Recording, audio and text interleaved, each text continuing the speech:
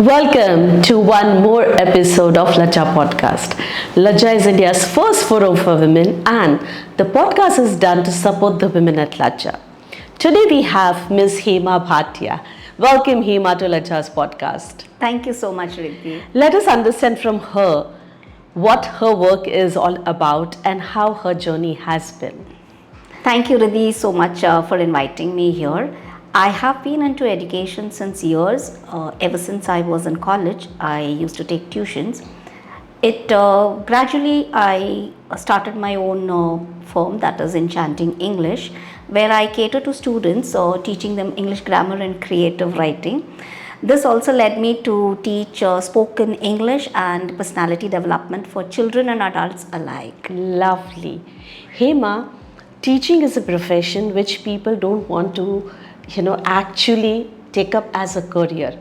What motivated you to become an educator? Children, they are like wet clay. You mold them to become a better person. That's true. And for me, as I am into English language teaching, I concentrate more on the holistic development of children, wherein apart from the language skills, I help them become better communicators so that they can communicate, because communication is the key, I think. Absolutely. You mentioned while you were talking about English, you mentioned about creative writing. How does creative writing help children understand the concept of problem solving? That's a very interesting question, Riddhi, and I was actually looking forward to spread this information that creative writing is something which you give children to think out of the box. Absolutely. Like recently, when it was my personality development workshop last year, I had asked the student with a challenge. We have heard a hare and the tortoise, right? So I had asked them to change the storyline, make it relevant to modern day. Like, they shouldn't be the old hare and the tortoise, they should be modern day. And I was surprised with what they came out.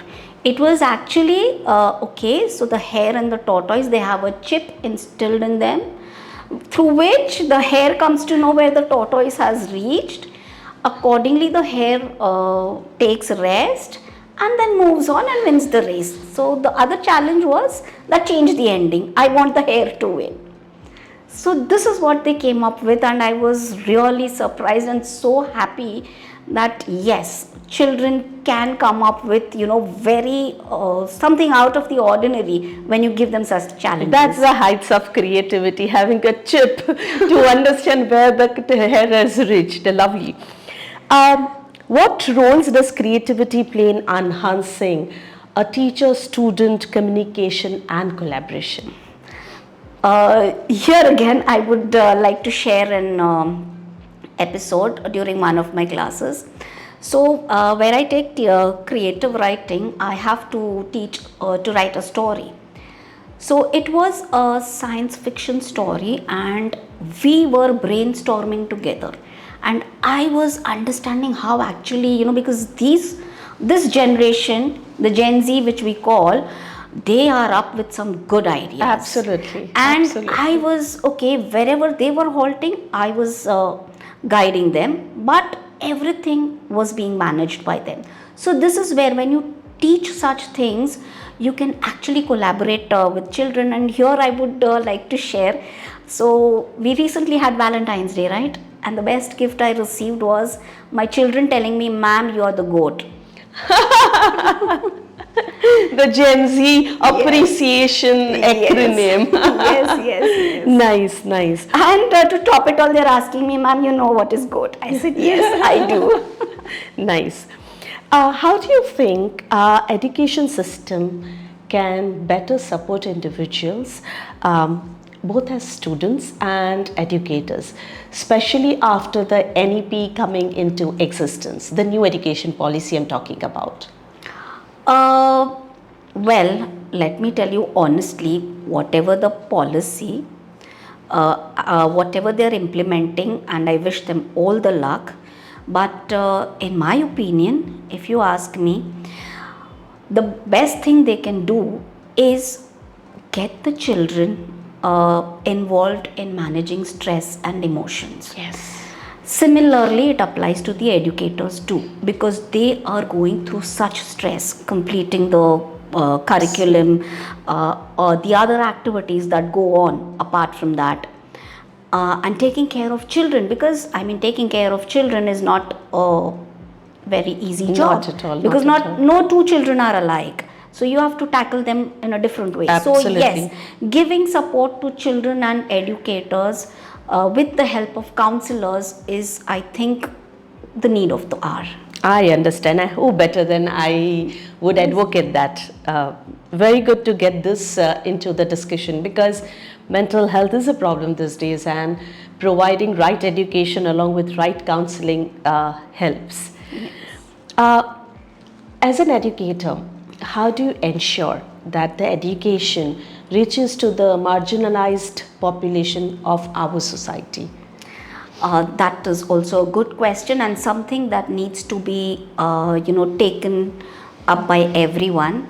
From my end, what I do is I teach at nominal rates or even free. And who better than the house help who helps you at home? That is one of my way. The other way is my children are earning, so I have made it mandatory for them to sponsor a child. As soon as their salary is credited, it comes to me, so that I do the needful, wherein they sponsor a child's education. That is from my end.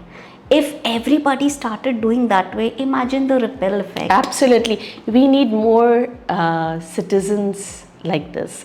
When I'm saying citizens, as citizens of India. If every citizen of India is mindful and takes the responsibility of one child, we can ensure that our country is 100% educated.